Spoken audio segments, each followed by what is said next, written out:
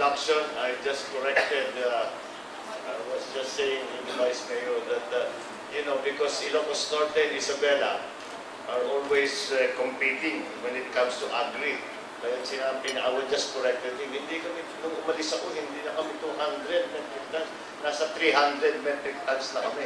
Kasi talaga Isabela, dati namin ganyan. The Honorable Vice Mayor for Administration, Nicolas Yulo, the Vice Honorable Jose Veloso, the Vice Mayor of Tagbilaran, the Honorable Soriano, VMLP Regional Chairman for Region 2, the Honorable Olegario, VMLP Vice President for Mindanao, the Honorable Divina Grace Yu, VMLP PRO for Mindanao, the Honorable Jane Cecilia, the VMLP Regional Chairman for CAR, the Honorable Alota, VMLP Deputy Secretary for Mindanao, the Honorable Cristales, VMLP Deputy Secretary General, the Honorable Deputy Secretary General for the Visayas, the Honorable Dr. Novasan, the VMLP PRO for Luzon, all of the distinguished Vice Mayors who are here today, ladies and gentlemen, all the officers of the League, the participants in the second quarter National Executive Board meeting of the VMLP this year, in the Academy of Presiding Officers, other esteemed guests and friends, ladies and gentlemen, good evening to all of you. Thank you very much for your kind invitation to be with you here to kick off the National Executive Board meeting for this year, as well as your continuing education program, self-styled as the Academy of Presiding Officers. Speaking of presiding officers, allow me to digress for a while and express my apprehension at the sight of all the vice mayors of our country assembled here in one gathering. Parang nakakabahala yata. Just imagine, with a multitude of vice mayors of the country gathered in one place, we have practically crippled the entire legislative process of our cities and municipalities.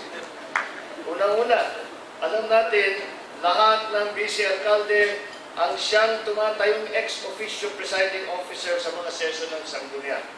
At ayon din sa desisyon ng Korte Suprema, remember the La Carlota case noong 2012, kasama ang Vice Mayor sa pagbibilang ng quorum para malaman kung maaaring tumuloy ang session ng Sangguniang at hindi maging null and void ang mga proceeding. Ibig sabihin, posibleng hindi na matutuloy ang mga session ng Sangguniang kung wala si Vice Mayor pagka walang quorum. There could be total chaos inside the session hall while the Vice Mayor is away. Pero sa experience ko, kahit na may Vice Mayor, chaos pa rin kuminsan yung ating mga Sangguniang meeting. Moreover, stalemates caused by important and debatable proposed ordinances cannot possibly be resolved because the Vice Mayor is not around to break the deadlock. Pero hindi na balik. Mahalaga itong inyong ginagawa ngayong ilang araw na ito at kailangan kayo ay pagpatuloy ang inyong pag-uugnay at pag-uusap at pag-diskusyon nang sa ganun ay mas maganda ang inyong gagampanan para sa inyong posisyon bilang Vice Mayor. But even this continuing education program of yours, for all its laudable objectives, would cause your mayors a considerable degree of apprehension and give them an unsettling feeling. Bakit dahil dito, kinakabahan ngayon at napapraning ang inyong mga mayor sa kung ano man ang pinag-uusapan at pinag-aaralan ninyo dito. Baka naglalaro sa kanilang mga isipan, ano naman ang niluluto ng ating mga vice. Mukhang may pinagplaplanuhan yata. Pero kaya alam ko naman yung ibig sabihin niya dahil kahit hindi ako naging vice mayor, ako ay naging vice governor din. Kaya naintindihan ko ang lugar at ang lagay ng isang vice.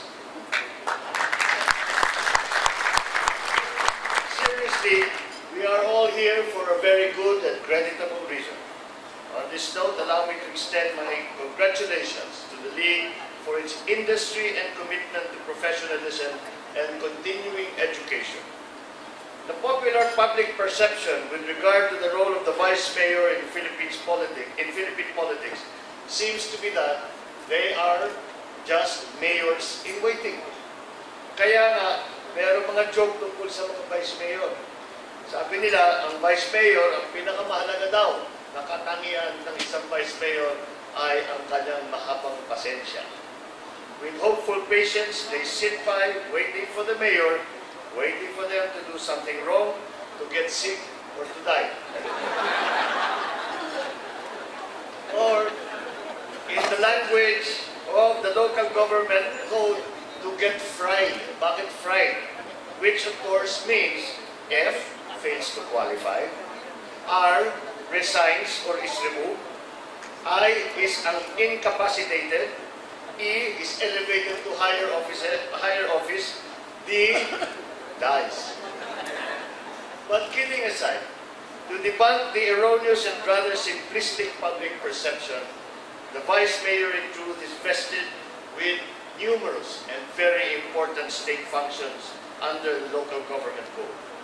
Presiding officer and ex officio member of the Sangguniang with tie-breaking voting rights, limited administrative functions as finance officer of the Sangguniang, appointing authority for Sangguniang officials and employees, and lastly, mayor in waiting. As the presiding officer and ex officio member of the Sangguniang, the Vice Mayor participates in the lawmaking process of the LGU. This in itself opens a universe of opportunities for public service for you Vice Mayors. Even as a mere quorum provider and with a singular opportunity to vote as tiebreaker, the Vice Mayor directly participates in the checks and balances and the system of review of the ordinances of the Sangguniang as well as the executive orders of the Punong Barangay. All the revenue creation, budget authorization, creation of important local offices, streamlining of official functions, civic and business regulation, the delivery of services to the constituents, and much, much more. The Vice Mayor also acts as the administrative head of the Sangguniang, as a particular unit or department in the local government unit. In this connection, the Vice Mayor is also vested with limited appointing authority over his Sangguniang's employees and officers. And finally, the Vice Mayor is a mayor in waiting. As I mentioned earlier, this is the most misunderstood and misinterpreted function of the Vice Mayor. Akala ng publiko na ang vice-alkalde ay isa lamang reserbang gulong na ginagamit lamang kapag na-flat na gulong ang sasakyan. On the contrary, more than a mere spare tire, the Vice Mayor offers an entire possible range of services of wide-ranging uses to their constituency. Kaya naman, napakahalaga ang ating mga vice-alkalde. Tulad ng lahat ng ating mga lingkod bayan ay patuloy na nagpapakadalubhasa sa kanilang mga sari-saring tungkulin at serbisyo publiko. The subject matters that you have lined up in your training program for the next days, such as the importance of comprehensive land use plan, CLUPs, alam naman natin na ito ay inaantay ng ating national government upang makagawa ng napaka-importanteng plano para sa paggamit ng lupain ng hindi lamang sa inyong mga lugar, kung hindi sa buong Pilipinas. At the value of information and communications technology in our legislative work, the practical necessity of codification. Indeed, these are all topics of extreme significance in our day-to-day work as the members of local legislatures. Whatever you do here, you should always aim to promote the welfare of the public. Let us all be reminded that public welfare, not bulky or kanda points and media mileage, definitely not election, is the end-all and the be-all of public service. After all, we were all elected by the people to be their representatives, their voice, and their leaders. In whatever we do as representatives of the people, the public trust should always be the overriding consideration. In your multifaceted duties and functions, your multifarious relationships, affiliations, and loyalties, personal, professional, political, business, or otherwise, all of which we always have to balance, the public trust should be primordial. If this is all that you will do, then you will never go wrong, and you will do a very good job. For as long as you keep sacrosanct the public trust in whatever roles you play and functions that you may perform, you have the power and opportunity to make a difference in our communities. For example, in the realm of local legislation, while the vice mayors may just have a limited voting right to break the tie in the Sangguniang, this tie-breaking vote could be the crucial yea or nay that can make or break a proposed initiative. Your singular vote spells vast consequences to the public welfare. It is your choice whether to be viewed by your constituents as a people's champion, as a fiscalizer, or alternatively, as go-with-the-flow kind of officer, or worse, as a lame duck or a mere rubber stamp. In your administrative leadership roles in the Sangguniang, you have the authority to ensure and guarantee that the public is always involved and consulted, as well as the prioritization of urgent and pressing legislative concerns. As finance officers of the Sangguniang, you can ensure that resources of the local government are used and spent wisely, and that the Sangguniang operates within the means of the LGU and is staffed with able and competent people. Lastly, when you get the chance to succeed the mayor who gets fried or naprito, if you are given that rare chance, you will likewise be faced with endless opportunities to pave your own way and stamp your own brand of public service and leadership.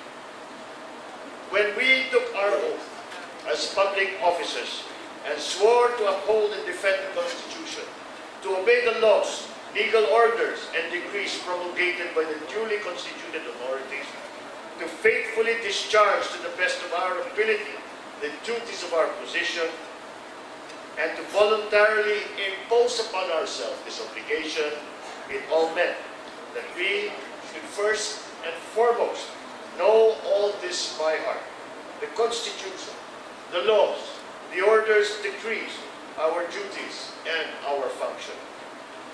By gaining more than mere casual or shallow familiarity of our laws, enriched by grassroots and hands-on knowledge at the local level, you get to develop an enviable expertise in the field of local governance, to the point that you acquire the ability to discover flaws and inefficiencies in our system, which you can, in turn, relate to us, your national legislators, for necessary improvement, or amendment, or addition, or reduction, adjustment, fine-tuning.